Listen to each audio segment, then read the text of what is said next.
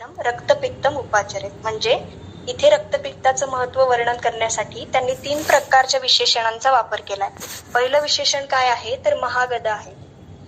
महागद म्हणजे काय तर हा मोठ्या स्वरूपाचा व्याधी आहे, ब्रॉड स्पेक्ट्रम असा डिसीज आहे किंवा सिव्हिअर व्याधी आहे. दुसरं विशेषण काय वापरलंय की महावेगम म्हणजे इथे वेग शब्दाने जसं तमक श्वासाचे किंवा अपस्माराच्या बाबतीत आपल्याला जो वेग अर्थ आपण घेतो की काही ठराविक काळानंतर दोषांना बल प्राप्त झाल्यामुळे लक्षणांची अभिव्यक्ती होते, तसा न घेता इथे वेग शब्दाचा अर्थ काय की हा अॅक्युटली प्रोग्रेस होणारा किंवा लवकर सिव्हिअरिटीकडे जाणारा असा व्याधी आहे. आणि तिसरं विशेषण काय वापरलंय तर अग्निवत शीघ्रकारी म्हणजे अग्नी ज्याप्रमाणे त्याच्या आसमंतातल्या भावपदार्थांचा क्षणार्धात नाश करतो, तशा प्रकारे शरीराचा नाश करण्याची शक्ती, तशा प्रकारची शरीराचा नाश करण्याची ताकद जी आहे ती रक्तपित्तामध्ये आहे.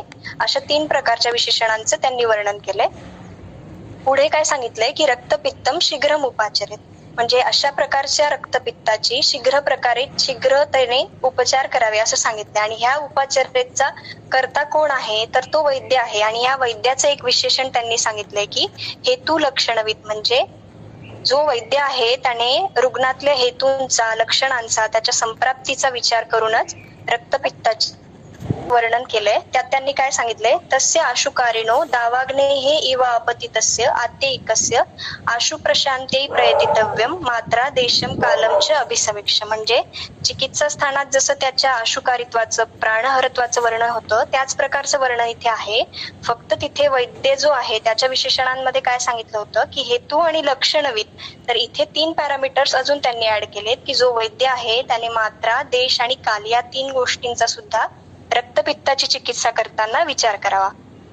आता हे जे रक्तपित्ताचं वर्णन आहे म्हणजे महागद आहे, महावेग आहे किंवा अग्निवत शीघ्रकारी आहे, हे फक्त चरक संहितेत आलेलं वैशिष्ट्य आहे. म्हणजे इतर संहिता जर आपण पाहिल्या बृहत्रयीतल्या तर त्यामध्ये अशा प्रकारचं रक्तपित्तातलं वैशिष्ट्य किंवा महत्व सांगणारं कुठलंही वर्णन आलेलं नाहीये. जर आता आपण आधी पाहिलं की निदान स्थानामध्ये ती गोष्ट सांगितली आणि चिकित्सा स्थानामध्ये परत त्याच गोष्टीचा त्यांनी पुनरुच्चार केलाय. मग ही पुनरुक्त तंत्र दोष त्यांना माहिती नव्हता का? मग हाच विषय त्यांनी पुन्हा का सांगितला? तर आपल्याला माहिती की आपल्या शास्त्रात जे काही हेतूंचं, संप्राप्तीचं किंवा लक्षणांचं वर्णन आलंय ते उत्कट अवस्था आहे, फुल ब्लोन पॅथॉलॉजी आहे, अशा पद्धतीने कन्सिडर करून आलेलं ते वर्णन आहे. म्हणजे प्रत्येक वेळी माझ्याकडे आलेल्या रक्तपित्ताच्या रुग्णाचं प्रोग्नोसिस बॅडच असेल का तर असं नाही. पण जर योग्य वेळी अवस्था ओळखून आपण चिकित्सा केली गेली नाही तर ही परिस्थिती उद्भवू शकते. तेवढी परिस्थिती उद्भवण्याची ताकद जी आहे ती रक्तपित्तामध्ये आहे. हे वैद्याच्या मनावर बिंबवण्यासाठी उपमा अलंकाराचा वापर करून त्यांनी पुन्हा ती गोष्ट आपल्याला स्पष्ट केली आहे. मग आपल्याला माहिती की अशाच प्रकारचं वर्णन म्हणजे हे व्याधी प्राणहर आहे, त्यांची आशु चिकित्सा करावी, अशा प्रकारचं वर्णन चरक संहितेत बऱ्याच व्याधींच्या बाबतीत आहे. म्हणजे क्षतक्षीणाच्या बाबतीत आहे, एका श्वासाच्या बाबतीत आहे, संन्यासाच्या बाबतीत आहे, क्षतजकासाच्या बाबतीत आहे. पण त्यांच्या प्राणहरत्वाची, आशुकारित्वाची जी कारणं आहेत ती वेगवेगळी कारणं आहेत.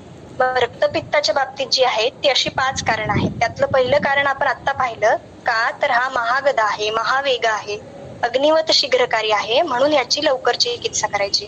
दुसरं जे कारण आहे ते एक आपण आता बघणार आहोत. आणि बाकीची जी 3 कारणं आहेत ती जशी जशी आपल्याला संप्राप्ती उलगडत जाईल तशी तशी आपण पुढे बघत जाऊया. तर हे दुसरं कारण काय आहे तर आपण पुढे बघणारच आहोत की रक्तपित्त जे आहे त्याची संप्राप्ती 2 अवस्थांमध्ये घडते. एक असतं अव्यक्त रक्तपित्त आणि दुसरं असतं ते व्यक्त रक्तपित्त.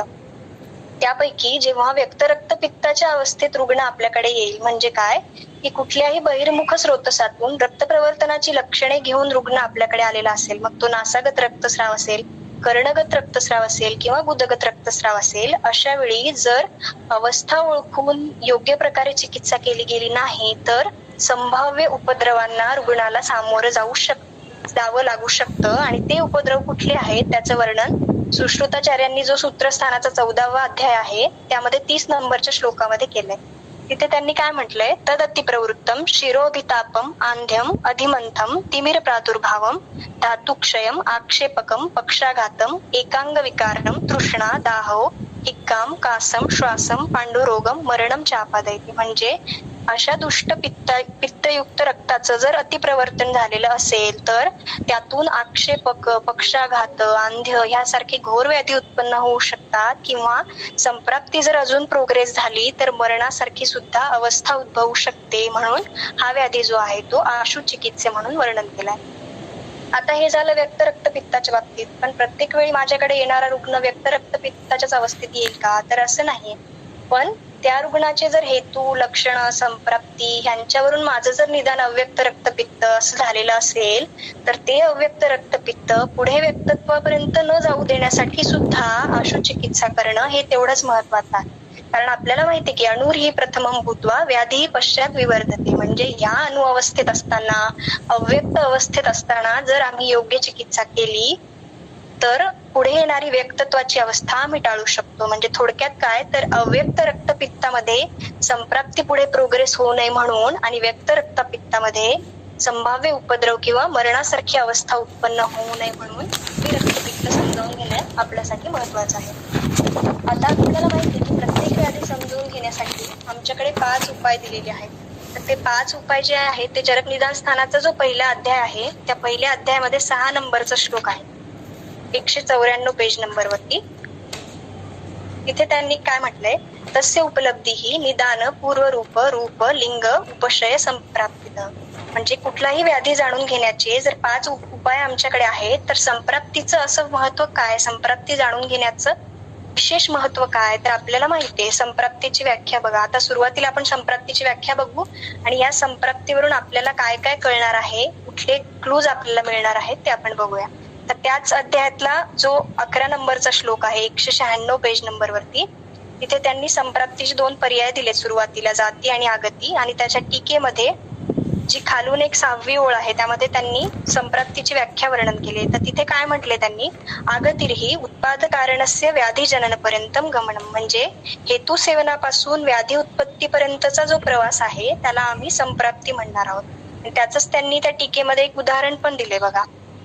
काय म्हटले त्यांनी, यथा ज्वरे स यदा प्रकोपितः प्रविश्यम आशयम इति आरभ्य तदा ज्वरम अभिनिर्वर्तयति इति अंतेन या संप्राप्ती उच्यते. म्हणजे काय तर हेतू सेवनापासून दोष प्रकोप झाला आणि त्यानंतर ज्वराची अभिव्यक्ती झाली, ह्या ज्या घटना आहेत त्या सगळ्यांना मिळून आम्ही संप्राप्ती असं म्हणणार.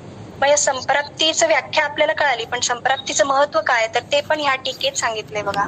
इयमच संप्राप्ती ही व्याधी विशेषम बोधयती. म्हणजे संप्राप्तीद्वारे आम्हाला काय कळणार आहे तर व्याधी विशेषाचा बोध करून देण्याचं काम जे आहे ते संप्राप्ती करणार आहे. मग हा व्याधी विशेष म्हणजे काय तर त्याचं सुद्धा उदाहरण त्यांनी ह्याच टीकेत दिलंय. शेवटची ओळ जी आहे डाव्या बाजूच्या पॅरेग्राफ मध्ये तिथे त्यांनी दिलंय बघा, तया ज्वरस्य आमाशय दूषकत्वात अग्नि उपघातकत्व रस दूषकत्वादयो धर्माः प्रतीयन्ते. म्हणजे ज्वराची संप्राप्ती कळाली, यातून आम्हाला काय बोध होणार आहे तर ज्वरामध्ये आमाशयाची दृष्टी आहे, त्या आमाशय दृष्टीच्या परिणामी अग्नीचं उपहनन झालंय आणि रस जो धातू आहे त्याची प्राधान्याने ह्या दृष्टी होते. ह्या 3 महत्वाच्या गोष्टी कशावरून आम्हाला कळाल्या तर त्या आम्हाला संप्राप्तीवरून कळाल्या.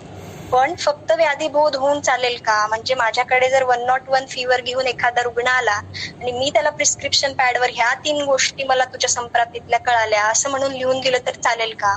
अर्थात हे कळणं पण खूप बेसिक आणि महत्वाची गोष्ट आहे, पण आपल्या तंत्राचं प्रयोजन काय, आपलं काम काय आहे तर ते चरक सूत्रस्थानाच्या पहिल्या अध्यायात दिले बघा. चरक सूत्रस्थानाचा जो पहिला अध्याय आहे त्यात 53 नंबरचा श्लोक आहे 14 पेज नंबरवरती. तिथे त्यांनी तंत्राचं प्रयोजन वर्णन केलंय. काय सांगितलंय त्यांनी की धातू साम्य क्रियाचे उक्ता तंत्रस्य अस्य प्रयोजन. म्हणजे काय तर कुठल्याही कारणांमुळे रुग्णाच्या शरीरामध्ये जेव्हा धातू वैषम्य निर्माण झालेलं असेल तेव्हा ते दूर करून धातू साम्य प्रस्थापित करणं हे प्रयोजन आहे. म्हणजे आता आपलं प्रयोजन, आपलं साध्य, आपलं डेस्टिनेशन ठरलंय, पण त्यासाठी त्यापर्यंत पोहोचण्यासाठी आपल्याला काहीतरी साधन लागणार आहे. आणि हे साधन काय आहे तर हे साधन चिकित्सा आहे बघा. चरक सूत्रस्थानाचा जो 9वा अध्याय आहे त्यातला 5 नंबरचा श्लोक आहे 62 पेज नंबरवरती. तिथे त्यांनी चिकित्सेची व्याख्या देताना काय म्हटलंय, चतुर्णाम भिषगादीनाम शस्तानाम धातू वैकृते प्रवृत्ती ही धातू साम्यार्था चिकित्सा इति अभिधीयते. म्हणजे रुग्ण शरीरात धातू वैषम्य निर्माण झालेलं असताना चतुष्पादांच्या साह्याने ते वैषम्य दूर करून धातू साम्य प्रस्थापित करण्यासाठी केले गेलेला जो प्रयत्न आहे, जी प्रवृत्ती आहे ती म्हणजे चिकित्सा आहे. त्या चिकित्सेपर्यंत आम्हाला पोहोचायचंय तर तिथपर्यंत पोहोचण्यासाठी आम्हाला मदत कोण करणार आहे? तर आपल्याला माहिती आहे की संप्राप्ती विघटनमेव चिकित्सा. ही खूप ब्रॉड कन्सेप्ट झाली की संप्राप्ती विघटनमेव चिकित्सा. पण ह्या संप्राप्ती विघटनम मधून आम्हाला जाणून काय घ्यायचंय, तर ह्या संप्राप्तीतला प्रत्येक टप्पा जो आहे, ह्या संप्राप्तीतला प्रत्येक घटक जो आहे तो आम्हाला चिकित्सेपर्यंत जाण्यासाठी क्लू देणार आहे. म्हणजे संप्राप्ती जाणून घेण्याचं महत्व काय, तर व्याधी विशेष तर आम्हाला कळणारच आहे, सोबतच संप्राप्तीतला प्रत्येक घटक, प्रत्येक टप्पा आम्हाला चिकित्सेपर्यंत जाण्यासाठी मदत करणार आहे. म्हणून आम्हाला संप्राप्ती जाणून घ्यायची आहे. जसं आपण सुरुवातीला पाहिलं की संप्राप्तीची जी सुरुवात आहे कुठल्याही व्याधीच्या, ती हेतू सेवनांपासून होते. तर आता रक्तपित्तांचे हेतू बघायच्या आधी ह्या हेतूंचं ज्ञान जर आम्हाला झालं तर चिकित्सेसाठी आम्हाला कशी मदत होईल. तर आपल्याला एक गोष्ट माहिती की सुश्रुतांनी उत्तर तंत्रामध्ये सांगितले, पहिल्या अध्यायामध्ये जो 25 नंबरचा श्लोक आहे, संक्षेपतः क्रियायोगो निदान परिवर्जन. म्हणजे आमचा रुग्ण जो काही विधिविरहित आहार विहार आणि आचार सेवन करत असेल त्याला तो पादांशिक क्रमात कमी करायला सांगणं म्हणजे निदान परिवर्जन. म्हणजे या दोन गोष्टी महत्वाच्या आहेत. पहिली गोष्ट काय आहे की विधिविरहित आहार विहार आणि आचार.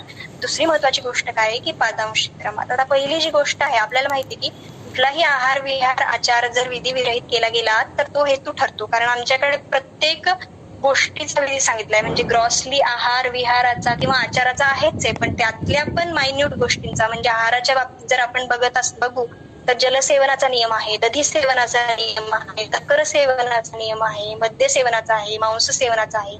तसंच विहाराच्या बाबतीत दिवास्वापाचे नियम आहेत, व्यायामाचे नियम आहेत, किंवा आचार रसायनमध्ये किंवा सदृत्तामध्ये सांगितलेले आचाराचे नियम आहेत. मग ह्यांना सोडून, ह्यांचा विधी जर आम्ही सोडून सेवन करत असू तर ते हेतू ठरणार आहे. त्यासाठी आपण एक उदाहरण बघूया.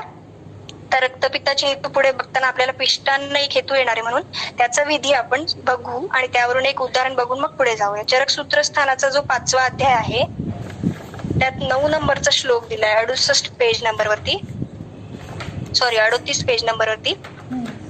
त्यात त्यांनी पिष्टमय पदार्थ किंवा इनॉल गुरु पदार्थाच्या सेवनाचा विधी किंवा नियम आपल्याला सांगितलाय. त्यात त्यांनी काय म्हटलंय, गुरु पिष्टमयम तस्मात तंडुलान पृथुकानपि न जातु भुक्तवान खादेत मात्राम खादेत बुभुक्षित. म्हणजे पिष्टमय पदार्थ असतील किंवा तांदूळ असतील किंवा पोहे असतील यासारखे किंवा इतर गुरुगुणात्मक असे जे जे पदार्थ आहेत ते जेवणानंतर तर खायचेच नाहीयेत, पण जेव्हा रुग्णाला क्षुधा प्रचिती असेल, अग्निसंदुक्षित असेल तेव्हा सुद्धा ते कमी मात्रेत खायचे. तर हा झाला विधी. पण हा विधी सोडून, म्हणजे आमचा एखादा रुग्ण असेल जो भूक लागलेली नसताना सुद्धा फक्त वेळ झालीये म्हणून सकाळी नाश्त्यामध्ये आठवड्यातल्या 7 दिवसांपैकी 5 ते 6 दिवस रोज जर 1 प्लेट पोहे खात असेल आणि आम्हाला त्याला निदान परिवर्जन सांगायचं असेल तर ते आम्ही कसं सांगणार. तर आता रुग्ण आमचा रोज पोहे खातो 1 प्लेट, तर आम्ही काही दिवस त्याला अल्टरनेट डे सांगणार, नंतर 1 प्लेटचं अर्धा प्लेट खायला सांगणार, मग काही दिवसांनी 2 दिवसानंतर 3 दिवसानंतर, नंतर मग क्षुधा प्रचितीनंतर, आणि क्षुधा प्रचिती झाल्यानंतर पण कमी मात्रेत खायला सांगणं. म्हणजे आम्ही काय केलं, तर हा द्रव्य सेवनाचा जो विधी आहे तो रुग्णाला समजावून सांगितला आणि हा विधी जो आहे तो त्याच्या लाईफस्टाईल मध्ये स्थापित करून दिला. हे विधी स्थापन जे आहे ते निदान परिवर्जन आहे. पण प्रत्येक वेळी हे शक्य आहे का. म्हणजे आंध्र प्रदेशात राहणारा एखादा माणूस ज्याला फक्त भात हे त्याचं मेन अन्न आहे आणि तो इकडे शिफ्ट झालाय, तर त्याला आपण हे सांगू शकतो का, हे त्याच्यासाठी अवघड जाईल. मग अशा वेळी दुसरा पर्याय काय आहे, तर त्या हेतूचं बल कमी करणारं, त्या हेतूचे दोषकारकत्व कमी करणारे काही उपाय त्याला सुचवणं हे सुद्धा निदान परिवर्जनाचा एक भाग आहे. म्हणजे तो रुग्ण जर 2 वेळा भात खात असेल तर तांदूळ भाजून घ्या किंवा जुने तांदूळ वापरा, किंवा संध्याकाळच्या वेळी भात खाऊ नका, दुपारच्या वेळी खा, कुकरमध्ये शिजवत असाल तर पातेल्यामध्ये शिजून खा. हे जे उपाय आहेत हे सांगणं पण निदान परिवर्जनातलाच एक भाग आहे. कारण पादांशिक क्रमात जर आम्ही या हेतूंचा त्याग केला नाही तर शरीरांमध्ये दोषांची उत्पत्ती होणार आहे. बघा, चरक सूत्रस्थानाचा जो 7वा अध्याय आहे त्या 7व्या अध्यायामध्ये 38 नंबरचा श्लोक आहे. 38 नंबरच्या श्लोकामध्ये त्यांनी टीकेमध्ये सांगितले बघा, अक्रमेण तू सहसा अपथ्य त्यागे दोषा भवंती एव. म्हणजे अशा पादांशिक क्रमामध्ये जर अपथ्याचा त्याग केला गेला नाही तर शरीरांमध्ये निश्चितच दोषांची उत्पत्ती होणार आहे. ही पहिली गोष्ट झाली. आता ही निदान परिवर्जन म्हणजे खूप मोठी कन्सेप्ट आहे, पण आपल्याला जर अजून प्रिसाईज चिकित्सेपर्यंत हेतूंच्या आधारे पोचायचं असेल तर महत्वाचं काय आहे की त्यांचं गुणात्मक ज्ञान होणं हे जास्त महत्वाचं आहे. कारण मागच्या लेक्चरमध्ये पण आपण बघितलं की साध्य व्याधीचा जो चिकित्सा सूत्र आहे त्यात पहिलं काय आहे तर गुणविपरीत चिकित्सा आहे. तर गुणविपरीत चिकित्सा म्हणजे काय, तर चरक सूत्रस्थानाचा जो पहिला अध्याय आहे बघा, त्या पहिल्या अध्यायामध्ये 59, 60 आणि 61 नंबरचे जे श्लोक आहेत 16 आणि 17 पेज नंबरवरती, तिथे त्यांनी जो आपला आयुर्वेदाचा मूळ सिद्धांत आहे त्रिदोष, म्हणजे दोष प्रकोपाची चिकित्सा सुद्धा जी आहे ती गुण विपरीत चिकित्सा सिद्धांताच्या आधारे सांगितली आहे. एवढं महत्व गुण विपरीत चिकित्सा सिद्धांताला आहे. तर त्या टीकेमध्ये बघा, डाव्या बाजूचा जो पॅरेग्राफ आहे त्या पॅरेग्राफ मध्ये 17 नंबरच्या पेजवरती खालून 3ऱ्या ओळीत त्यांनी सांगितले, गुणप्रशमनेनच गुणीप्रशमो गुणवृद्ध्याच गुणीवृद्धी भवती ती सूचनार्थम.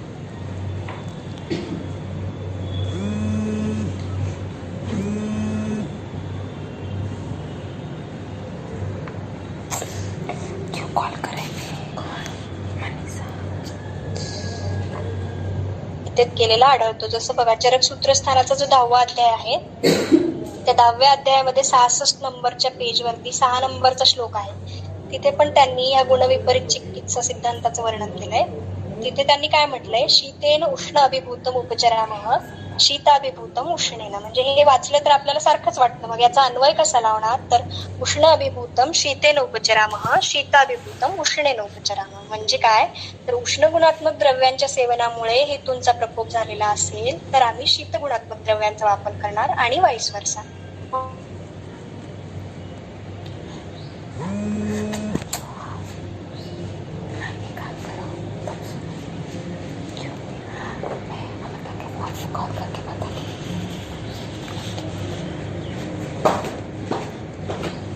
शोधाचं चिकित्सा सूत्र सामान्य आहे.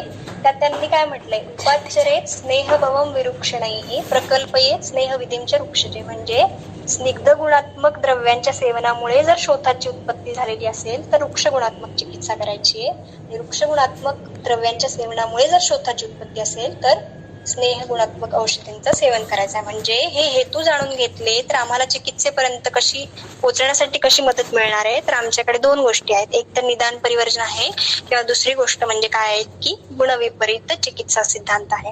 तर आता रक्तपित्ताच्या हेतूंकडे आपण वळूया. तर रक्तपित्तांच्या हेतूचं जे वर्णन आहे ते चरक निदान स्थानाचा जो 2रा अध्याय आहे त्यामध्ये 4 नंबरचा श्लोक आहे 205 पेज नंबरवरती, तिथे त्यांनी विस्ताराने केलंय.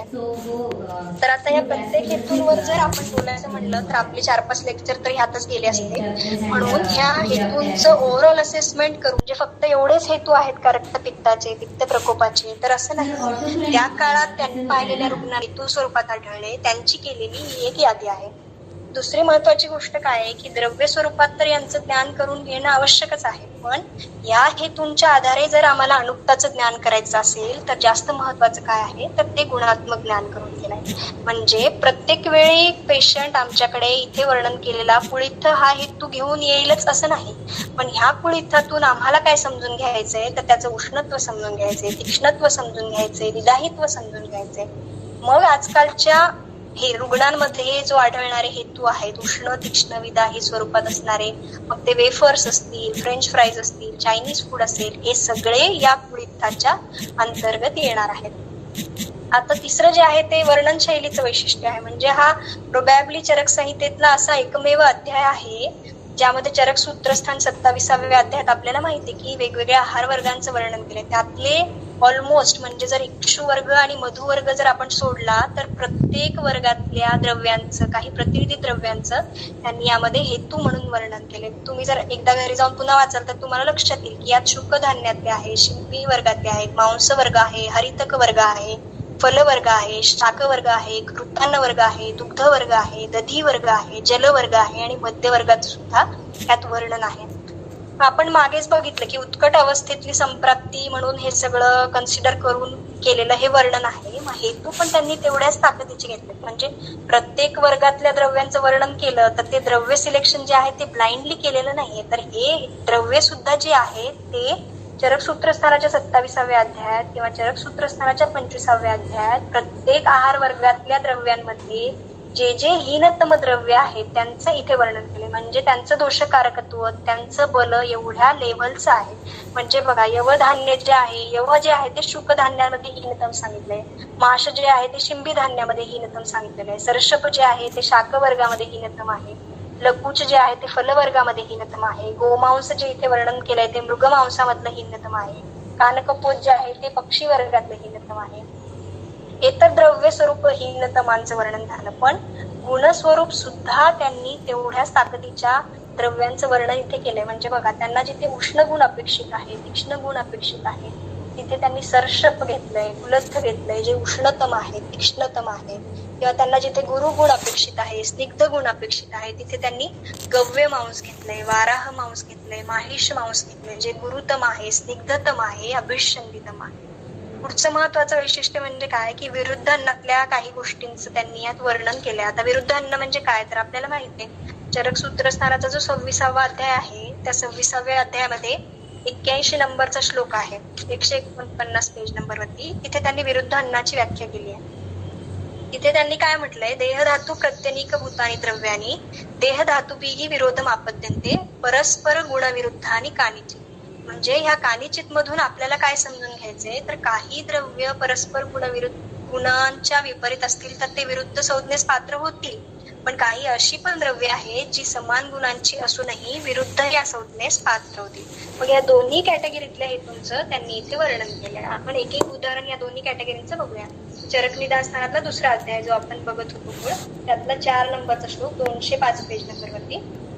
आता समान गुण विरुद्धाचं काय उदाहरण यांनी दिलंय तर दुसऱ्या लाईन मध्ये बघा, आपल्याला कळेल की निष्पाव आहे, माश आहे किंवा कुलत्थ आहे यासारखी उष्ण तीक्ष्ण विदाही द्रव्य जर आपण दधिमंड, उदश्वित, कटुवर किंवा आम्लकांजी सारख्या उष्ण तीक्ष्ण द्रव्यांच्या संयोगाने वापरत असू तर हे समान गुण विरुद्ध ठरणार आहे. आणि विपरीत गुण विरुद्धाचं काय उदाहरण दिलंय त्यांनी, डाव्या बाजूचा जो पॅराग्राफ आहे त्यात लास्ट लाईन आहे, कानकपोतम वा सर्षपतैल क्षारसिद्धम. मग कानकपोतचे जर गुण आपण पाहू तर ते कशाय रसात्मक आहे, शीतवीर्य आहे. तर अशा शीतवीर्यात्मक द्रव्याचा जर क्षारसिद्ध सर्षप तैलासारख्या उष्ण तीक्ष्ण द्रव्यासोबत आम्ही संयोग केला तर तो विपरीत गुण विरुद्ध ठरणार आहे. तर विरुद्धाचे काही प्रकार आपल्याला माहिती आहे, चरक सूत्रस्थानाच्या 26व्या अध्यायात दिलेले आहेत. त्यातल्या 3 प्रकारांचं त्यांनी इथे वर्णन केलंय. पहिला प्रकार जो त्यांनी यात वर्णन केलाय ते आहे संयोग विरुद्ध. तर या संयोग विरुद्धाचं काय उदाहरण दिले बघा, जी उजव्या बाजूच्या पॅराग्राफ मध्ये टीका आहे, त्या टीकेमध्ये 2री ओळ आहे, त्यात त्यांनी काय म्हटलंय, कोरदूषण यद्यपि अन्नपाने पित्तहर उक्तस तथाप्यस्य निष्पावादी उक्तस्य संयोग महिना रक्तपित्त निदानत्व ज्ञेयम. म्हणजे कोरदूषाचे जे गुण आहेत ते सुद्धा शीत आहे, कषाय आहे, पित्तशामक आहे. मग असं पित्तशामक असणारं द्रव्य पित्त प्रकोपक म्हणून इथे का वर्णन केलं तर त्यांनी त्याचं उत्तर काय दिलंय की निष्पावासारख्या उष्ण तीक्ष्ण द्रव्यांशी जर त्याचा संयोग झाला तर ते संयोग विरुद्ध ठरून पित्ताचा प्रकोप करणार आहे आणि रक्तपित्ताचा हेतू ठरणार आहे. दुसरी गोष्ट त्यांनी काय सांगितली की अवस्था विरुद्ध. अवस्था विरुद्धाचं काय उदाहरण दिले त्यांनी बघा, डाव्या बाजूचा जो पॅराग्राफ आहे त्यात दिले त्यांनी, उष्णाभितप्तो वा अतिमात्रम अतिवेलम वा आमंपयः पिबती. म्हणजे उन्हातून आल्यानंतर जास्त प्रमाणामध्ये किंवा असंस्कारित जलाचा वापर करणं हे अवस्था विरुद्ध आहे. ह्याचा सुद्धा एक विधी म्हणजे उष्णाभितप्त असताना रुग्णाला झालेली तृष्णा आणि मग त्यामध्ये जलपान कसं करायचं ह्याचा सुद्धा विधी आपल्याकडे चरक चिकित्सा स्थानाचा जो 22वा अध्याय आहे, 22व्या अध्यायामध्ये 23 नंबरचा श्लोक आहे, 568 पेज नंबरवरती. तिथे त्यांनी वर्णन केलंय. काय म्हटले त्यांनी, शिशिर स्नातस्य उष्मारुद्धः कोष्ठम प्रपद्य दर्शयति तस्मात् न उष्ण क्लांतो भजेत सहसा जलम शीतम. तर त्याच्या टीकेमध्ये दिले बघा त्यांनी, न सहसा इत्यानेन विश्रम्य. म्हणजे काही काळानंतर जलाचं सेवन करायचंय आणि ते जल सुद्धा शीत नाही पाहिजे. मग ते जल कसं असावं याचं वर्णन त्यांनी त्याच अध्यायातल्या 27 नंबरच्या श्लोकात दिले बघा. त्यांनी काय म्हटलंय, श्रुत शीतम सशीतोबलम अथवा शरपूर्व पंचमूलेन लाजा सिक्ता वा मधुयुतम इंद्रेण वा मंथम. म्हणजे हे जे जल आहे ते श्रुतशीत असावं किंवा सीतोपलासारख्या द्रव्यांनी किंवा शरप पंचमूलासारख्या द्रव्यांनी सिद्ध केलेलं असावं. हीच गोष्ट काश्यपांनी सुद्धा त्यांच्या अन्नपान विधीच्या अध्यायामध्ये सांगितली की जेव्हा उष्णाभितप्त असताना तृष्णा असेल तेव्हा सहसा न पूर्णम प्रशस्त. म्हणजे एकदम जास्त मात्रेमध्ये त्याला जल द्यायचं नाहीये आणि जे जल द्यायचंय ते सुद्धा मधुर किंवा जीवनीय द्रव्यांनी सिद्ध असंच द्यायचंय. हे झालं अवस्था विरुद्धाचं उदाहरण. 3रा प्रकार आपण पाहिला की संस्कार विरुद्ध. चरक निदान स्थानाचा 2रा अध्याय आपण जो श्लोक पाहत होतो त्या श्लोकामध्ये त्यांनी उदाहरण दिले बघा. आपण आता बघितलं की कानकपोतम वा सर्षपतैल क्षारसिद्ध. म्हणजे शीतद्रव्यात्मक गुणावर जर तुम्ही उष्ण तीक्ष्ण विधाईचा संस्कार करत असाल तर ते संस्कार विरोधी ठरणार आहे. आपल्याला एक गोष्ट माहितीये की हेतू जे असतात ते व्याधींचे नसतात, तर ते दोष प्रकोपाचे असतात. पण इथे एक वैशिष्ट्य काय महत्वाचं की पित्त प्रकोपक हेतूंचं तर वर्णन आहेच आहे, आणि सोबत रक्तगामी हेतूंचं सुद्धा वर्णन रक्तपित्ताचे हेतू म्हणून त्यांनी केलंय. आता पित्त प्रकोप दोन प्रकारे घडतो आपल्याला माहितीये, स्वतंत्र प्रकारे घडू शकतो किंवा परतंत्र प्रकारे घडू शकतो. मग हे स्वतंत्र आणि परतंत्र प्रकोप म्हणजे काय, ते चरक विमान स्थानाचा जो 6वा अध्याय आहे त्यात 11 नंबरचा श्लोक आहे, त्यात दिलेला आहे बघा, 254 पेज नंबर वरती. तिथे त्यांनी स्वतंत्राची व्याख्या दिली आपल्याला. काय म्हटलंय त्यांनी, स्वतंत्रो व्यक्तलिंगो यथोक्त समुत्थान यथोक्त प्रशमो भवती अनुबंध्य. म्हणजे काय तर स्वतंत्र पित्त प्रकोप आम्ही कधी म्हणणार तर पित्ताच्या गुणाच्या समान हेतूंच्या सेवनामुळे पित्त प्रकोपाची लक्षणं रुग्णाच्या शरीरात दिसत असतील आणि त्याच्या विपरीत गुणांचं जर सेवन केलं गेलं किंवा चिकित्सा केली गेली तर उपशय मिळत असेल तर हा झाला स्वतंत्र पित्त प्रकोप. आता इथे मोस्टली जे वर्णन केलेले हेतू आहेत ते पित्त स्वतंत्ररित्या होणाऱ्या पित्त प्रकोपाचेच आहेत, पण परतंत्र पित्त प्रकोपाचे काही मोजके हेतू पण त्यांनी यात सांगितले. आता परतंत्र पित्त प्रकोप म्हणजे काय तर हेतू जे आहेत ते पित्ताच्या गुणांच्या समान गुणांची नाहीये, तरी पण रुग्णाच्या शरीरात पित्त प्रकोपाची लक्षणे दिसत आहेत. तर असे हेतू कुठले सांगितले, तर डाव्या बाजूचा जो पॅरेग्राफ आहे 205 पेज नंबर वरती चरक निदानस्थानाचा 2रा अध्याय 4 नंबरचा श्लोक, त्यात त्यांनी सांगितलंय बघा, पिष्टान्नोत्तर भूयिष्ठम. तर त्याच्या टीकेमध्ये त्यांनी सांगितलंय की पिष्टान्नम उत्तरवत्र भोजनस्य भूयिष्ठम यत्र तत् पिष्टान्नोत्तर भूयिष्ठम. म्हणजे आपण आधीच पाहिलं पिष्टान्नाचा विधी काय आहे, कारण तो गुरु आहे तर जेवणानंतर तर घ्यायचंच नाही, पण असं गुरुद्रव्य जर आम्ही जेवणानंतर घेत असू तर तो परतंत्ररित्या पित्त प्रकोपाला कारणीभूत ठरणार आहे. म्हणजे ह्यातून आपल्याला काय अभिप्रेत आहे, काय समजून घ्यायचंय, तर आजकाल जे आम्ही जेवणानंतर स्वीट डिश घेतो किंवा मिल्कशेक घेतो किंवा जेवणाच्या शेवटी दही भात खातो, तर हे सगळे जे हेतू आहेत ते ह्या कॅटेगरीत बसणार आहेत. दुसरं उदाहरण काय आहे परतंत्र पित्त प्रकोपाचं, आमम अतिमात्रम वा आमम अतिमात्रम अतिवेलम वा पयः पिबती किंवा क्षीरम उष्णाभितप्तम पिबती किंवा बाराह मांस आहे, गव्य मांस आहे, माहिष मांस आहे, या सगळ्यांचं जर सेवन केलं तर परतंत्ररित्या पित्त प्रकोप होऊ शकतो. अशाच प्रकारचं जे वर्णन आहे परतंत्ररित्या होणाऱ्या पित्त प्रकोपाचं ते चरक चिकित्सा स्थानाचा जो 4था अध्याय आहे रक्तपित्त चिकित्सा अध्याय, त्यात 29 नंबरच्या श्लोकात त्यांनी केले 430 पेज नंबरवरती. तिथे त्यांनी काय म्हटलंय, प्रायेण ही समुत्क्लिष्टम आमदोषात शरीरिणाम वृद्धिम परयाती पित्तास्त्रुक तस्मात तल्लंघ्यमादित. म्हणजे आमदोषामुळे, अजीर्णामुळे, अध्यशनामुळे जेव्हा शरीरामध्ये गुरुगुणाची, स्निग्ध गुणाची, अभिषंदी गुणाची वृद्धी झालीये आणि तरी देखील पित्त प्रकोपाची लक्षणे दिसत आहेत, तेव्हा तो परतंत्ररित्या झालेला पित्त प्रकोप समजून चिकित्सा काय दिलीये तर लंघन दिलीये. म्हणजे ह्या गुरु, स्निग्ध, अभिषंदी गुणाच्या विरुद्ध अशी शरीरामध्ये लाघव उत्पन्न करणारी, रुक्षता उत्पन्न करणारी, त्या क्लेदाचं शोषण करणारी अशी चिकित्सा त्यांनी दिली. हे झालं पित्त प्रकोपाच्या बाबतीत. आता दुसरं महत्व काय सांगितलं की रक्तगामी हेतू आहेत. मग रक्तगामी हेतू म्हणजे काय की ज्यांचं डेस्टिनेशन ठरलंय की त्यांना रक्ताची दुष्टी करायची आहे, नो डाऊट ते वाया दोष प्रकोप आहे. म्हणजे सुश्रुताचार्यांनी सूत्रस्थानाच्या 21व्या अध्यायात सांगितले बघा 25 नंबरच्या श्लोकात की दोषांची दृष्टी झाल्याशिवाय दुष्यांची दृष्टी होणार नाही. त्यांनी काय म्हटलं, यस्माद रक्त विना दोषही न कदाचित प्रकोप्यते तस्मात तस्य यथा दोषम कालम विद्यात प्रकोपणे.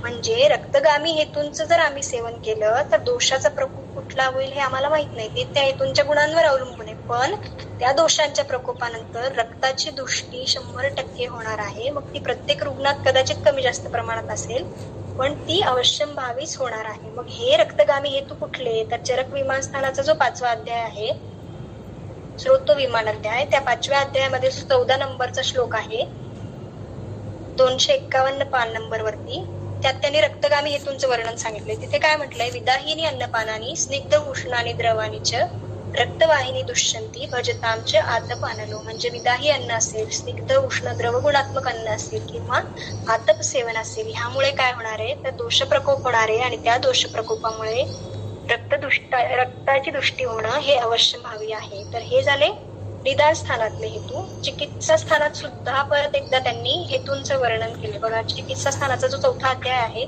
4थ्या अध्यायामध्ये जो 6 नंबरचा श्लोक आहे तिथे त्यांनी परत एकदा 428 पेज नंबरवरती रक्तपित्ताच्या हेतूंचं वर्णन केलंय. मग निदान स्थानामध्ये एवढ्या डिटेल्ड हेतूंचं वर्णन करून सुद्धा पुन्हा चिकित्सा स्थानात हे वर्णन का केलं तर त्याचं वर्णन त्यांनी टीकेमध्ये सांगितलं बघा. 6 नंबरच्या श्लोकाची जी टीका आहे त्यांनी काय म्हटलंय, निदाने यद्यपि रक्तपित्तस्य हेतु लक्षणानि प्रतिपादितानि एव तथापि इह चिकित्सा परिकरतया प्रकरणवशात् हेतवः संक्षेपेण लक्षणानि च प्रायः प्रादुर्भाविनी पुन्हा कथ्यन्ते. म्हणजे निदान स्थानात जे हेतूंचं वर्णन आहे तिथे कुठली तंत्रयुक्ती वापरली आहे तर निर्देशित तंत्रयुक्ती आहे. म्हणजे तिथे विस्ताराने वर्णन केलंय. आणि चिकित्सा स्थानात जिथे हेतूंचं वर्णन आहे ते उद्देश तंत्रयुक्तीने म्हणजे संक्षेपाने केलेलं वर्णन आहे. ही पहिली गोष्ट झाली. दुसरी गोष्ट, आपण निदान स्थानातल्या जेव्हा हेतूंचं वर्णन पाहिलं तर तिथे सुरुवात जी आहे ती द्रव्यांपासून आहे. म्हणजे यवक, उद्दालक, कोरदुष अशी आहे. आणि चिकित्सा स्थानातले जर हेतू आपण पाहिले तर त्यांची सुरुवात जी आहे ती गुणांपासून आहे. तस्य उष्णम तीक्ष्णम आम्लम. तर असं का, तर याच्या 2 प्रोबॅबिलिटीज असू शकतात. एक तर त्यांनी सुरुवातीलाच निदान स्थानात एवढी द्रव्यांची यादी दिली आणि आता पुन्हा चिकित्सेच्या दृष्टीने वर्णन करतोय म्हणून एक समरी म्हणून रिव्हिजन व्हावी म्हणून त्यांनी फक्त शॉर्ट मध्ये गुणांचं वर्णन केलेलं असू शकतं. आणि दुसरी महत्वाची गोष्ट म्हणजे काय, इथे जे वर्णन आहे हेतूंचं ते चिकित्सेच्या दृष्टिकोनातून आहे. आणि आपण आधीच बघितलं की चिकित्सेच्या दृष्टिकोनातून द्रव्यात्मक ज्ञानापेक्षा हेतूंचं गुणात्मक ज्ञान असणं हे जास्त महत्वाचं आहे. म्हणून इथे जे हेतूंच्या वर्णनाची सुरुवात आहे ती गुणांपासून केलेली आहे. आता तिसरी महत्वाची गोष्ट या हेतूंचं वैशिष्ट्य काय, तर इथे एक ऍडिशनल हेतू त्यांनी दिलाय जो निदान स्थानात त्यांनी वर्णन केलेलं नाहीये. तो काय आहे की अन्नविदाह. तर हे अन्नविदाह ओळखणार आपण कसं, कुठल्या लक्षणावरून, कारण आपण मागच्या वेळी पण बघितलं की अन्नविदाह हेतू पण आहे आणि अन्नविदाह हे लक्षण पण आहे. तर ह्याचं डिफरन्शियल डायग्नोसिस होणं, याच्या काय काय प्रोबॅबिलिटीज आहेत ते पाहणं आपल्या दृष्टीने महत्वाचं आहे. तर हे अन्नविदाह झालं ओळखणार कसं, तर शारंगधरांनी विदाही द्रव्याची लक्षणं दिली. तर ते अतिदेश तंत्रयुक्तीने जर विदाह आमच्या शरीरात घडला तर अशा प्रकारची लक्षणं उद्भवू शकतात. म्हणून आम्ही त्याचा अभ्यास करू शकतो. मग त्याची लक्षणं काय दिली आहेत की विदाही द्रव्य मुद्गारम आम्लम कुर्यात तथा तृषाम हृदिदाहम च जनयेत पाकम गच्छति तच्चिरात.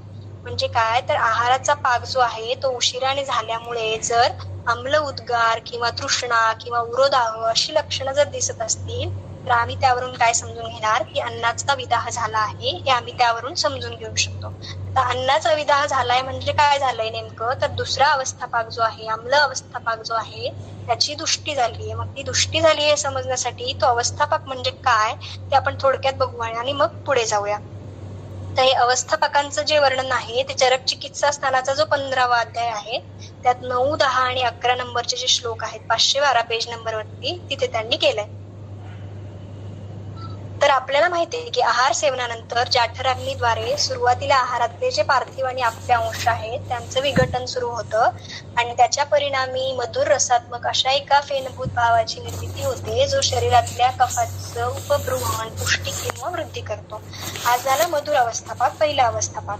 त्याच्या पुढे जो येतो तो आहे दुसरा अवस्थापाक. मग या दुसऱ्या अवस्थापाकात काय होतं, तर आहारातला जो शेष पार्थिव अंश आहे आणि आग्नेय अंश आहे त्यांच्या विघटनाला सुरुवात होते आणि या विघटनाच्या परिणामी शरीरामध्ये आम्लरसात्मक असा अशा एका अघन पित्ताची किंवा द्रव रूपातल्या पित्ताची उत्पत्ती होते. आणि तो अवस्थापाक झाल्यानंतर काय होतं, तर शरीरातलं जे पित्त आहे त्याची वृद्धी होते किंवा उपभ्रमण होते. पण इथे पचन पूर्ण झालंय का, तर नाही.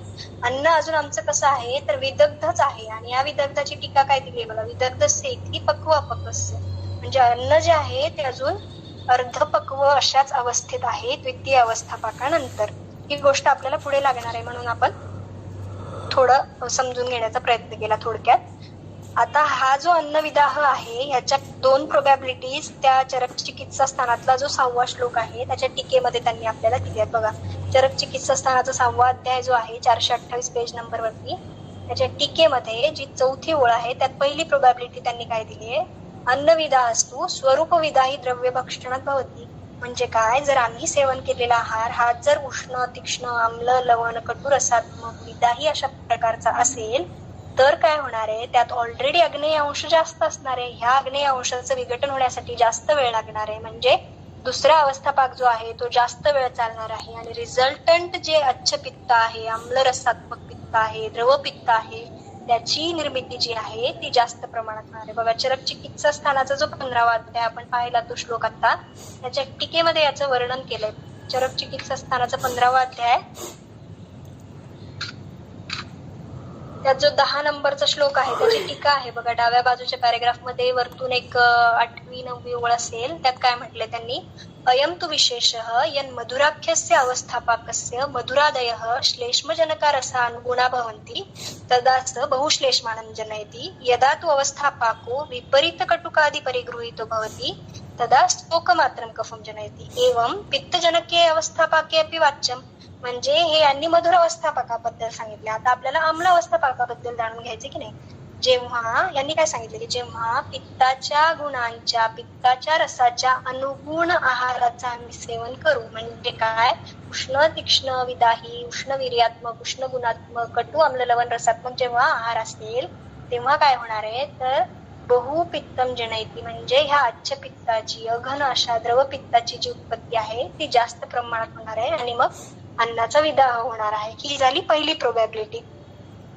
दुसरी प्रोबॅबिलिटी जी आहे ती तोच जो श्लोक आपण पाहिला चरक चिकित्सा स्थानाचा 4थ्या अध्यायातला 6वा श्लोक, त्याच्या टीकेमध्ये दुसरी प्रोबॅबिलिटी दिली आहे बघा 428 पेज नंबरवरती। काय म्हटले त्यांनी, तथा पित्तेनान्नवः स्रोतसो दुष्टत्वात अविदाही भोजनेनापि भवति, म्हणजे विदाही भोजनामुळे अन्नाचा विदाह झाला याचं लॉजिक आम्हाला कळालं। पण आता जे अन्न किंवा हेतू रुग्ण सेवन करतोय ते विदाही नाहीये तरी सुद्धा अन्नाच्या विदाहाची लक्षणे का दिसतात, तर जर अन्नवह स्रोतस जे आहे ते पित्तभूयिष्ठ असेल। मग हे अन्नवह स्रोतस पित्तभूयिष्ठ म्हणजे काय की दुसरा अवस्थापाक आमचा बिघडलाय, द्रव्यात्मक दृष्ट्या आच्छ पित्ताची अघन पित्ताची द्रव पित्ताची उत्पत्ती जास्त प्रमाणात झालेली आहे आणि उष्ण तीक्ष्ण गुणांनी ते अन्नवह स्रोतस ऑलरेडी व्याप्त झालेलं आहे। अशा वेळी त्या द्रव गुणातल्या पित्ताच्या वृद्धीमुळे अग्नी जो आहे तो मंद होणार आहे। कारण बघा अष्टांग हृदय सूत्रस्थानाचा जो 12वा अध्याय आहे त्यात त्यांनी सांगितलंय की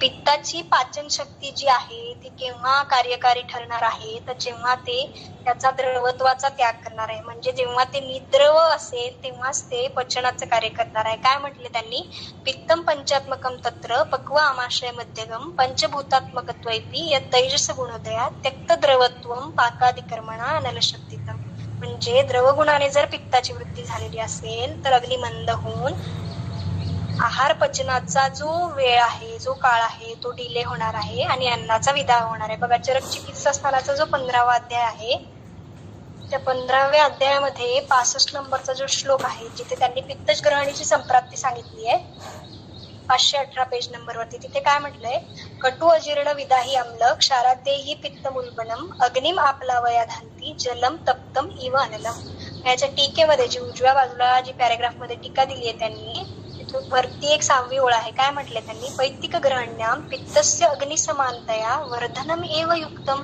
म्हणजे आता पित्तज ग्रहणीमध्ये पित्ताचे आणि अग्नीचे गुण समान आहेत आपल्याला माहिती। मग पित्त वाढतंय तर अग्नी सुद्धा आमचा वाढला पाहिजे, पण पित्त इथे वाढतंय पण अग्नी जो आहे तो मंद होतोय। असं का, तर त्यांनी सांगितलंय पित्तस्य द्रवत्वेन अग्निहननम क्रियते इति दर्शयन्नाह आपलावयाद हंती अननमिती, म्हणजे पित्त जर द्रवगुणाने वाढलेलं असेल तर अग्नीचं उपहनन होणार आहे। त्याच्या पुढे पण अजून एक गोष्ट त्यांनी दिली की उष्णस्य अपि द्रवतया अग्निनिर्वापणे दृष्टांतमाह जलम तप्तम इत्यादी, म्हणजे उष्ण आणि द्रवगुणाने वाढलेलं जर पित्त असेल म्हणजे अंशांश विकल्पाचा विचार करणं पण तेवढंच महत्वाचं आहे दोष प्रकोपाच्या बाबतीत। तर अशा वेळी जे आहे ते अग्निमंद होणार आहे। तेच जे आहे वर्णन ते चरक चिकित्सा स्थानाचा 19वा जो अध्याय आहे त्यामध्ये 6 नंबरचा श्लोक आहे 548 पेज नंबरवरती, तिथे पित्तज अतिसाराची संप्राप्ती सांगताना त्यांनी हीच गोष्ट सांगितली। काय सांगितले की द्रवत्वात् तत्प्रकुपितं पित्तम उष्माणम उपरुत्य पुरुषाशयं विसृत्य उष्णात द्रवत्वात् सरत्वाच्च पित्वा पुरुषम अतिसाराने कल्पते, म्हणजे इथे पण पित्ताचा प्रकोप जो झालेला आहे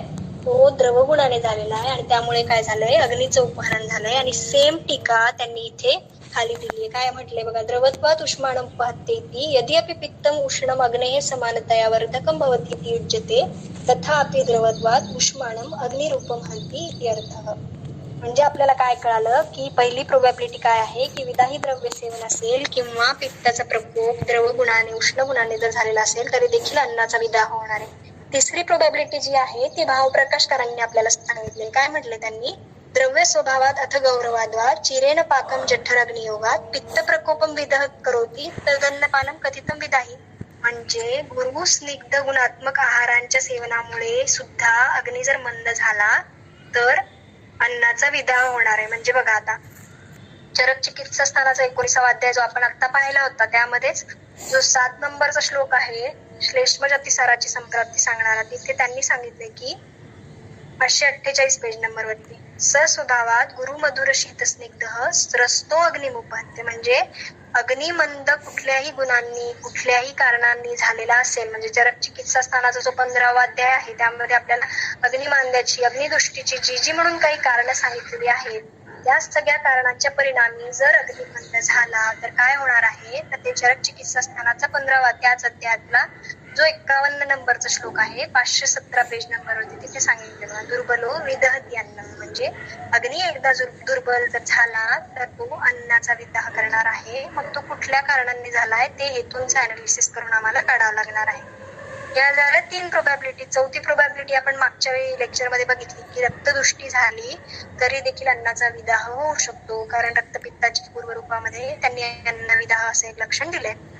6वी प्रोबॅबिलिटी काय आहे, जी चरक चिकित्सा स्थानाचा 15वा अध्याय जो आहे त्यामध्ये त्यांनी दिलेली बघा, 15व्या अध्यायातला 55 आणि 56 नंबरचा श्लोक आहे, ग्रहणीची जर दृष्टी झालेली असेल तरी सुद्धा अन्नाचा विदाह उत्पन्न होऊ शकतो, कारण ग्रहणी व्याधीच्या पूर्वरूपामध्ये सुद्धा 55 नंबरच्या श्लोकामध्ये 517 पेज नंबरवरती त्यांनी विदाहो अन्नस्य आणि चिराग पाक अशी 2 प्रकारची लक्षणं दिली. आणि खालच्या श्लोकामध्ये काय म्हटलंय 57 नंबरच्या, अपक्वम धारयति अन्नम पक्वम सृजति पार्श्वतः दुर्बल अग्निबला दुष्टातु आमम एव विमुंचति, म्हणजे अग्नी दुर्बल झाल्यामुळे जर ग्रहणीचं बल कमी पडत असेल आणि त्याचं जे प्राकृत कार्य आहे की अन्न जे आहे ते पूर्ण पचन होईपर्यंत धारण करणं आणि एकदा पूर्ण पाकक्रिया झाली की पार्श्वतः त्याचं सृजन करणं हे हॅम्पर होईल. आणि मग ते हॅम्पर झाल्यामुळे आम्हाला रिझल्ट काय दिसेल, तर आम जे अन्न आहे अपक्व अन्न आहे ते तसंच तसं त्याचं पार्श्वतः सृजन होते, म्हणजे ग्रहणी दृष्टी जी आहे ते पण अन्नविदाहासाठी एक कारण असू शकते. नंतरची प्रोबॅबिलिटी काय आहे की मानस भावांची इन्व्हॉल्वमेंट असेल तरी सुद्धा अन्नाचा विदाह होऊ शकतो, जे चरक विमान स्थानाचा जो 2रा अध्याय आहे 8 आणि 9 नंबरच्या श्लोकांमध्ये आपल्याला सांगितले आहे, पेज नंबर 238 वरती चरक विमान स्थानाचा 2रा अध्याय. त्यात त्यांनी सुरुवातीला खूप साऱ्या हेतूंचं वर्णन केलं आणि शेवटी काय सांगितले की काम क्रोध लोभ मोह ईर्ष्यानी शोक मान उद्वेग भय उपतप्त मनसा वा यदन्नपान उपयुज्यते तदपि आममेव प्रदूषयति. आणि त्याच्या पुढे जाऊन पण काय म्हटलंय की हे तर वरचे जे हेतू होते ते सगळे विधिविरहित आहाराचे होते, पण मात्र या अपि अव्यवृतम पथ्यम च अन्नम न जिरेति चिंता शोक भय क्रोध दुःख शय्या प्रजागरे, म्हणजे पथ्य आहार मात्रेमध्ये घेतलेला आहार जरी असला पण मानस भावांची जर त्यात इन्व्हॉल्वमेंट रुग्णामध्ये असेल तर आहार जो आहे तो व्यवस्थित जीर्ण होणार नाहीये आणि त्या अन्नाचा विदाह होणार आहे, तशी लक्षणं आम्हाला दिसणार आहेत. मग हे मानस भाव जे आहेत ते अन्नाचा विदाह कसा घडून आणतात तर ते त्यांनी टीकेमध्ये दिले बघा, 239 पेज नंबरवरती डाव्या बाजूचा पॅरेग्राफ पहिलीच ओळ आहे, कामादिभिः मानस उपघात प्रभावात एव अन्नम दूषयति, म्हणजे हे मानस भावांचा हा प्रभाव आहे की ते अन्नाची दृष्टी घडवून आणतात, अग्नीची दृष्टी घडवून आणतात. आणि त्याच्याच पुढे अजून एक प्रोबॅबिलिटी दिली त्याच टीकेमध्ये, एवं अशुची अपि अन्नम अशुचित्वेन ज्ञातम मनसोपघातकत्वात आमदूषकम भवति, म्हणजे रुग्ण जो आहार सेवन करत आहे तो शुची आहे का, शुद्ध आहे का, इष्टदेशे इष्ट उपकरणे सगळं आहे का हे पण बघणं तेवढंच महत्वाचं आहे, कारण ह्या गोष्टी जर नसतील तरी सुद्धा अन्नाचा विदाह होणार आहे. म्हणजे अन्नविदाहाची लक्षणे घेऊन आपल्याकडे जर एखादा रुग्ण आला तर त्याच्या हेतूंचं अनालिसिस करणं की कुठल्या हेतूंमुळे अग्निमंद झालाय, मग तो उष्ण तीक्ष्ण विदाही द्रव गुणांमुळे झालाय, गुरुस्निग्ध अभिषंदी गुणांमुळे झालाय की चरक चिकित्सेतल्या 15व्या अध्यायातले जे जे काही हेतू सांगितले, म्हणजे विधिविरहित आहार सोडून पण काल ऋतू देश वैषम्य आहे किंवा पंचकर्म विभ्रम आहे त्यासारखे हेतू कुठले आहेत का, किंवा जीर्ण अम्ल पित्तासारखा जिथे अन्न व स्रोतस पित्त भूयिष्ठ आहे अशा कुठल्या व्याधीचा रुग्णाला इतिहास आहे का, ग्रहणी दृष्टी आहे का, मानस भावांची इन्व्हॉल्वमेंट आहे का, रुग्ण जो आहार सेवन करतोय तो शुद्ध आहे का, ह्या गोष्टींसोबतच रक्तदृष्टी आहे का हे सुद्धा बघणं महत्वाचं आहे. मागच्या वेळी आपण बघितलं की रक्तदृष्टीमुळे झालेला विदाह आपल्याला कसं कळणार, तर जेव्हा विदाहाची लक्षणे असतील आणि गुणविपरीत चिकित्सा करून पण आम्हाला उपशय मिळाला नाही तर इथे रक्ताची दृष्टी कन्सिडर करून आम्हाला चिकित्सा करायची. म्हणजे जर एखादा जीर्ण अन्न व स्रोतसाच्या पित्तज व्याधीचा रुग्ण आपल्याकडे आला आणि शोधन शमन चिकित्सा करून गुणविपरीत चिकित्सा करून जर उपशय नाही मिळाला तर तो रक्त जे व्याधी आहे, रक्तदुष्टी आहे, विदाह जो आहे तो रक्तज आहे, हे कन्सिडर करून आपल्याला चिकित्सा करायची. बघा, चरक सूत्रस्थानाचा जो 7वा अध्याय आहे त्यात 14 नंबरचा एक श्लोक आहे, जिथे छर्दी वेगविधारणाची चिकित्सा त्यांनी दिली आहे. तिथे काय सांगितले त्यांनी छर्दी वेगविधारणाच्या चिकित्सेमध्ये 49 पेज नंबरवरती, भुक्त्वा प्रच्छर्दनम धूमो लंघनम रक्तमोक्षणम वृक्ष अन्नपानम व्यायामो विरेकश्च अत्र शस्यते. मग वेगविधारण आहे ते छर्दीचं आहे, मॅनिफेस्टेशन जे आहे ते त्वचेवर आहे मोस्टली, आणि चिकित्सा रक्तमोक्षण हे रक्तमोक्षणाचं लॉजिक आपल्याला लागत नाही. तर कदाचित हे असं असू शकतं की छर्दी म्हणजे काय आहे की विदग्ध असा द्रवगुणाने वाढलेला जो आहार आहे तो दोषांना उत्कृष्ट अवस्थेपर्यंत नेत आहे, आणि अशा उत्कृष्ट दोषांना जर आम्ही सप्रेस केलं तर परत तो जो विदाही गुण आहे, तो द्रवगुण आहे, तो आमाशयात वाढणार आहे. मग त्यासाठी आम्ही पहिल्यांदा काय केलं की जो सप्रेस झालेला, आमच्याकडून सप्रेस झालेला दोष उत्क्लेश आहे तो परत आम्ही वाढवला. कशाद्वारे? तर रुग्णाला जेवण दिलं आणि मग ते जवळच्या मार्गाने बाहेर काढण्यासाठी आम्ही सद्य वमन केलं. पण जो रुग्ण वमनार्ह नाहीये त्याच्यासाठी आम्ही काय केलं तर सुरुवातीला आम्ही गुणविपरीत चिकित्सा केली. ती कशी केली तर हा द्रवगुण वाढलेला, उष्णगुण वाढलेला, तीक्ष्णगुण वाढलेला कमी करण्यासाठी या द्रवगुणाचं शोषण करणारी वृक्ष अन्नपान किंवा धूमपान किंवा लंघन यांचा प्रयोग आम्ही केला. आणि तरी सुद्धा जर त्या लक्षणांचा उपशय झाला नाही तर हा विदाह रक्तच आहे असं कन्सिडर करून कदाचित त्यांनी इथे रक्तमोक्षण सांगितलेलं असू शकतं. अशाच प्रकारचं जे वर्णन आहे तर ते चरक चिकित्सा स्थानाचा जो 15वा अध्याय आहे त्या 225 नंबरचा श्लोक आहे बघा, ग्रहणी चिकित्सा अध्याय, जिथे तीक्ष्णाग्नी किंवा भस्मकाचं वर्णन केलंय तिथे त्यांनी सिरावेद अशी चिकित्सा दिली आहे. 225 पेज नंबरवरती, 225 नंबरचा श्लोक, 525 पेज नंबरवरती सॉरी. तिथे काय आहे तर पित्ताचा प्रकोप झालाय. तर पित्ताचा प्रकोप जो आहे तो उष्ण तीक्ष्ण गुणांनी झालाय. मग 221 ते 225 पर्यंत आम्ही गुणविपरीत चिकित्सा सांगितली. काय गुणविपरीत चिकित्सा सांगितली की उष्ण तीक्ष्ण आणि पित्त प्रकोपित झालंय तर गुरु स्निग्ध शीत गुणात्मक सगळी औषधांचा वापर सांगितलाय. पण तरी देखील जर उपशय मिळत नसेल तर त्यांनी काय सांगितलंय, व्यधयित्वा सिराम पिबेत गोधूम चूर्ण मंथम. मग हा विदाह, हा पित्त प्रकोप रक्तगामी झालाय हे कन्सिडर करून कदाचित त्यांनी इथे सिरावेद सांगितलेला असेल. आता हे झालं चरक संहितेतल्या रक्तपित्तातल्या हेतूंच्या बाबतीतलं वर्णन. तसंच वर्णन जे आहे ते सुश्रुतांनी उत्तर तंत्राच्या 45व्या अध्यायात पण सांगितलंय. इथे त्यांनी फक्त एक पॅरामीटर आपल्याला एक्स्ट्रा सांगितलं की नित्यम अभ्यासित, म्हणजे हे जे हेतू आहेत ते किती काळापासून रुग्ण सेवन करतोय हे पण बघणं महत्वाचं आहे. अष्टांग हृदयकारांनी सुद्धा निदान स्थानाच्या 3ऱ्या अध्यायामध्ये हेतूंचं वर्णन केलंय रक्तपित्ताच्या बाबतीत. आणि एक पॅरामीटर आपल्याला सांगितलंय की मात्रा म्हणजे अतिसेवितही, म्हणजे किती मात्रेत रुग्ण या हेतूंचं सेवन करतोय हे पण बघणं महत्वाचं आहे. आता हेतूंची व्याख्या आपल्याला माहितीये, मधुकोशकारांनी काय सांगितली की स इति कर्तव्यता को रोगोत्पादक हेतू निदान, म्हणजे ज्या हेतूने आपली इति कर्तव्यता पूर्ण केलेली आहे, ज्या द्रव्याने आपली इति कर्तव्यता पूर्ण केलेली आहे त्यालाच आम्ही हेतू म्हणणार. मग इति कर्तव्यता काय आहे तर रोगोत्पादन करणं ही त्याची इति कर्तव्यता आहे. पण 2 प्रोबॅबिलिटीज अशा आहेत जिथे हेतू सेवन सुरू आहे पण व्याधीची उत्पत्ती होत नाहीये. मग अशा 2 प्रोबॅबिलिटीज कुठल्या आहेत तर पहिली प्रोबॅबिलिटी आहे की जर रुग्णाच्या शरीरामध्ये व्याधी विघातकर भावांची उपस्थिती असेल तर हेतू सेवन सुरू असूनही कदाचित व्याधीची उत्पत्ती होणार नाही. हे चरक निदान स्थानाचा जो 4था अध्याय आहे प्रमेह निदान अध्याय, त्यामध्ये 4 नंबरचा श्लोक आहे बघा.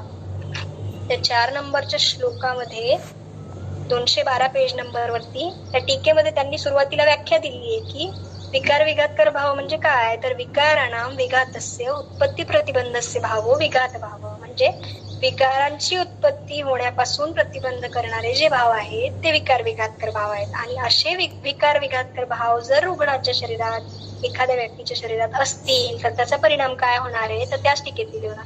तत्र विकाराणाम विघात भावस्य प्रतिविशेषः विकार अजननम तथा चिरेण च जननम अनुविकार जननम वा, म्हणजे अशा कंडिशन मध्ये काय होऊ शकतं, एकतर व्याधीची उत्पत्तीच होणार नाही, झाली तर ती उशिराने होईल किंवा अणुस्वरूपात तो व्याधी असेल किंवा संपूर्ण लक्षणं व्यक्त नसतील. मग असे व्याधी विघातकर भाव कुठले तर चरक सूत्रस्थानाचा जो 26वा अध्याय आहे तर 106 नंबरचा जो श्लोक आहे 151 पेज नंबरवरती, तिथे त्यांनी विरुद्धाचा एखाद्या व्यक्तीच्या शरीरावर कधी परिणाम होणार नाही अशा कंडिशनचं वर्णन केलंय. तर ते अतिदेश तंत्रयुक्तने आपण म्हणू शकतो की ते व्याधी विघातकर भाव आहेत. तर त्यांनी काय म्हटले बघा, सात्वे तो अल्पतया वापी दीप्ताग्नेस तरुणस्ते च स्निग्ध व्यायाम बलिनाम विरुद्धम वितथम हवेत. म्हणजे एखादा रुग्ण जर दीप्ताग्नी असेल, तरुण असेल, नित्य व्यायामशील असेल, त्यासोबतच दिनचर्या, ऋतुचर्या, सदृत्ताचं पालन करणार असेल, ऋतूनुसार शोधन करणारा असेल, रसायनाचं सेवन करणारा असेल, विधियुक्त आहार घेणारा असेल, तर कदाचित हेतू सेवन होऊनही व्याधीची उत्पत्ती होणार नाही, किंवा कालांतराने होईल, किंवा अणुस्वरूपात होईल, किंवा पूर्ण लक्षणं त्याची व्यक्त नसणार आहेत. मग हे जाणून घेऊन आपल्याला महत्व काय, तर आपल्या आजूबाजूला अशी बरीच व्यक्ती असतील की ज्यांचं हेतू सेवन सुरू आहे हे आपल्या लक्षात आलंय, पण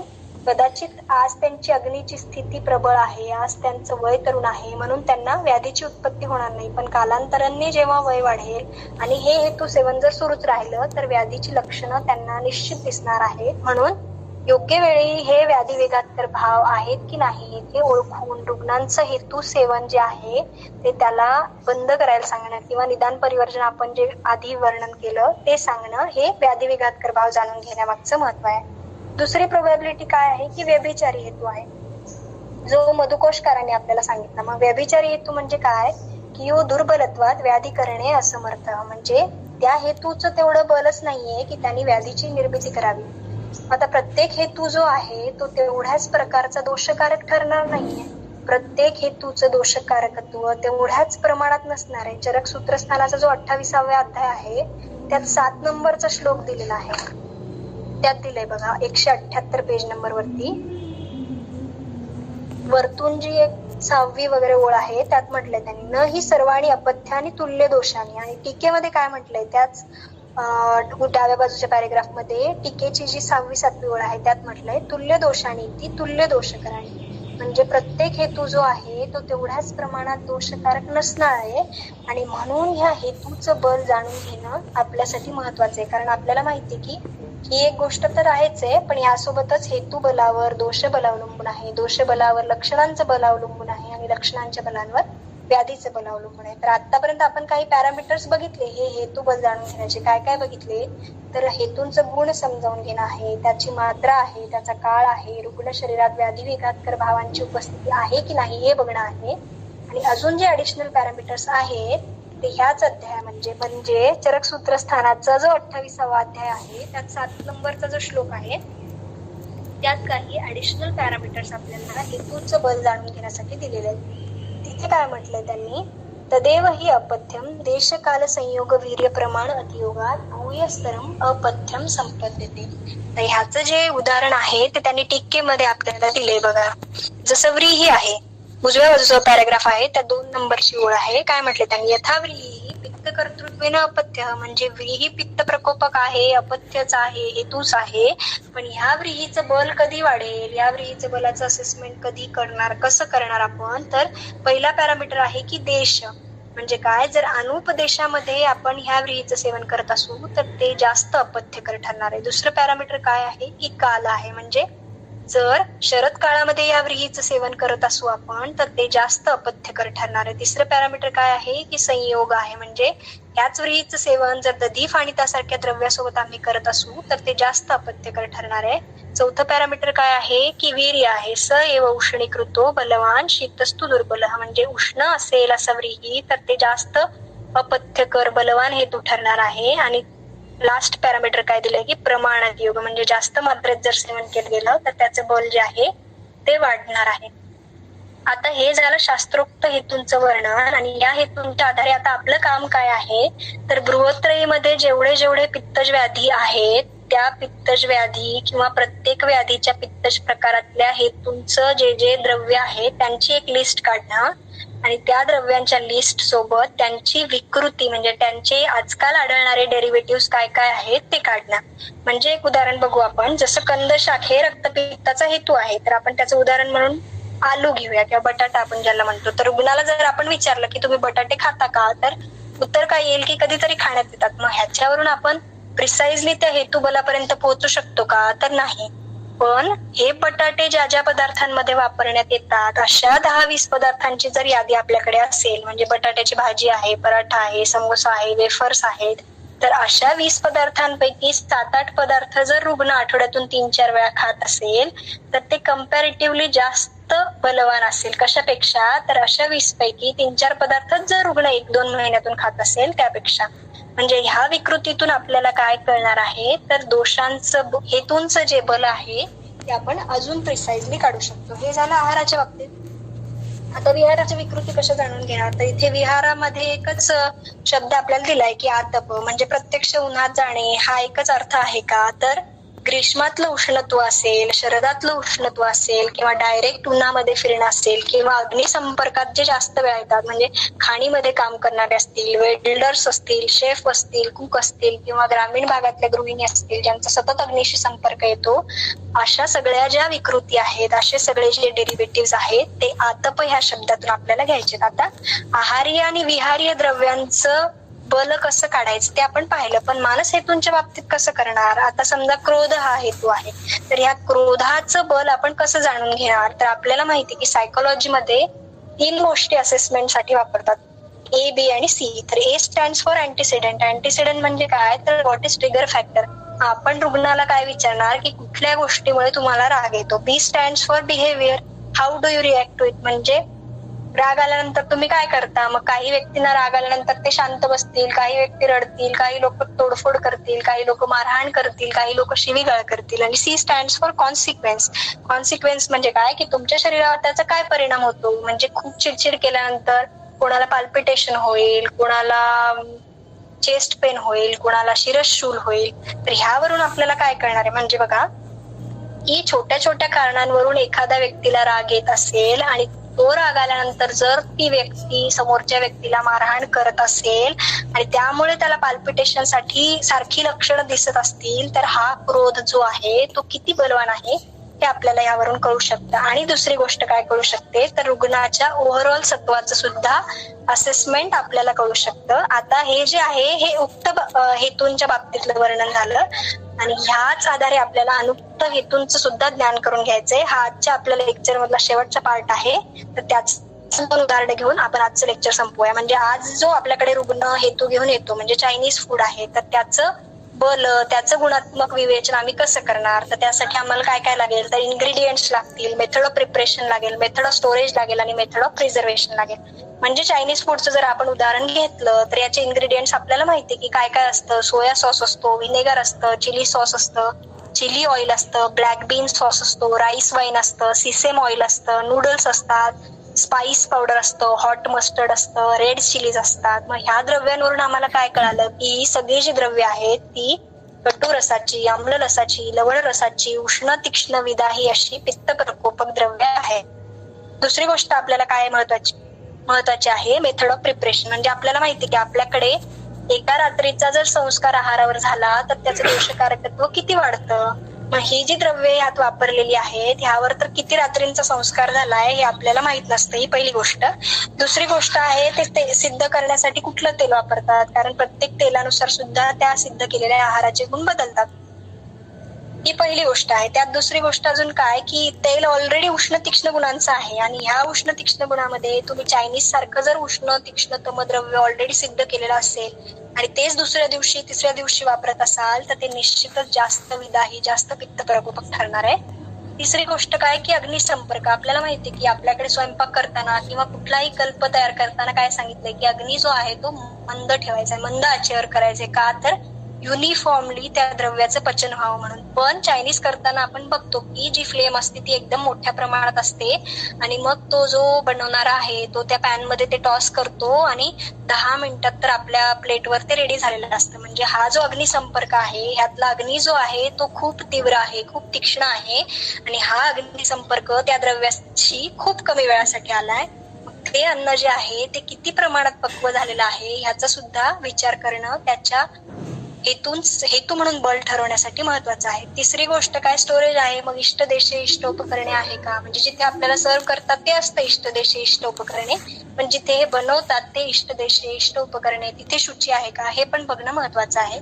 चौथी गोष्ट आहे प्रिझर्वेशन, म्हणजे प्रिझर्वेटिव्ह म्हणून मग व्हिनेगार, सोया सॉस किंवा जास्त प्रमाणात मीठ वापरलं जातं, हे पण उष्ण तीक्ष्ण विदाही आहेत. म्हणजे ऑलरेडी ज्याचे कंटेंट्स उष्ण तीक्ष्ण विदाही आहेत, या सगळ्या द्रव्यांचा त्यावर संस्कार झालाय, तर त्यामुळे त्याचं उष्णत्व तीक्ष्णत्व अजून वाढलंय. म्हणून म्हणजे त्याचं हेतू म्हणून बल जे आहे, दोषकारकत्व आहे, ते अजून वाढलंय.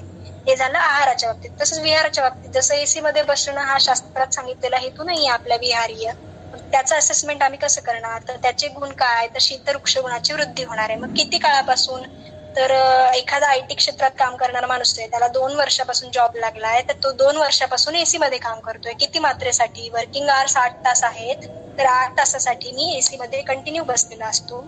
मग पादांशिक क्रमात त्याचा त्याग करता का, म्हणजे काय, तर एसीतून बाहेर पडताना हळूहळू टेम्परेचर वाढवत रूम टेम्परेचर पर्यंत ऍडजस्ट करून नंतर बाहेर पडता की डायरेक्ट एसीतून उन्हात जाता. कारण हा जो आहे हा शीत उष्ण व्यत्यास आहे, आणि या शीत उष्ण व्यत्यास जो आहे तो डेफिनेटली जास्त दोष प्रकोपक ठरणार आहे. मग त्याचं पुढे बल असेस करण्यासाठी देश काल संयोग जे आपण आधी पॅरामीटर्स वापरले ते तर आपण वापरणारच आहोत. म्हणजे मी जर हिवाळ्यामध्ये एसी वापरत असेल, मी जर अमुक देशात एसी वापरत असेल, मी एसी बसून कोल्ड्रिंक्स पित असेल, तर ते निश्चित जास्त दोषकारक ठरणार आहे. म्हणजे माझ्याकडे जर रक्तपित्ताचा रुग्ण आला तर मला काय करायचंय की एक शीट घ्यायची, त्या शीटवर रुग्णाचं नाव लिहायचंय, वय लिहायचंय, देश लिहायचंय, काल लिहायचंय, व्याधी विघातकर भाव त्याच्या शरीरात आहेत की नाही ते लिहायचंय, आणि एका टेबलमध्ये डाव्या बाजूला ज्या ज्या आपण पित्तज व्याधी प्रकारातल्या पित्त प्रकोपाचे जे जे हेतू आणि त्यांच्या विकृती काढल्या त्या लिहायच्या, त्याच्या पुढे गुण लिहायचे, त्याच्या पुढे मात्रा लिहायची, त्याच्या पुढे काळ लिहायचा आहे, आणि त्याच्या पुढे देश काल प्रमाण संयोग यांचा जर वापर रुग्ण करत असेल तर ते लिहायचंय. म्हणजे आजच्या लेक्चर मध्ये आपण काय शिकलो, तर रक्तपित्ताचं महत्व काय आहे, त्याच्या अशुकारित्वाची 2 कारण आपण बघितली. त्यानंतर संप्राप्ती शिकून घेण्याचं महत्व काय आहे ते पाहिलं. त्यानंतर संप्राप्तीचा जो पहिला टप्पा आहे हेतू सेवनाचा, तर त्या हेतूंचं ज्ञान जर आपल्याला झालं तर ते चिकित्सेपर्यंत आपल्याला जाण्यासाठी कशी मदत करणार आहे ते बघितलं. आणि रक्तपित्तातले जे बृहत्तर इथले हेतू आहेत त्या उक्त हेतूंचं ज्ञान आणि त्यांचं बल कसं असेस करायचं ते बघितलं. आणि अनुक्त जे हेतू आहेत त्यांचं गुणात्मक ज्ञान आणि त्यांचं बलाचं परीक्षण असेसमेंट कसं करायचं ते आज आपण आजच्या लेक्चरमध्ये बघितलं. पुढचं लेक्चर जे असेल त्यामध्ये आपण दोष प्रकोप जो आहे संप्राप्तीतला दुसरा टप्पा, तो आपल्याला चिकित्सेपर्यंत नेण्यासाठी कशी मदत करेल, आणि या हेतूंच्या सेवनामुळे पित्त प्रकोप, मग रक्ताची इन्व्हॉल्वमेंट आणि मग रक्तपित्ताची संप्राप्ती कशी प्रोग्रेस होणार आहे ते आपण पुढच्या लेक्चरमध्ये बघूया. थँक्यू.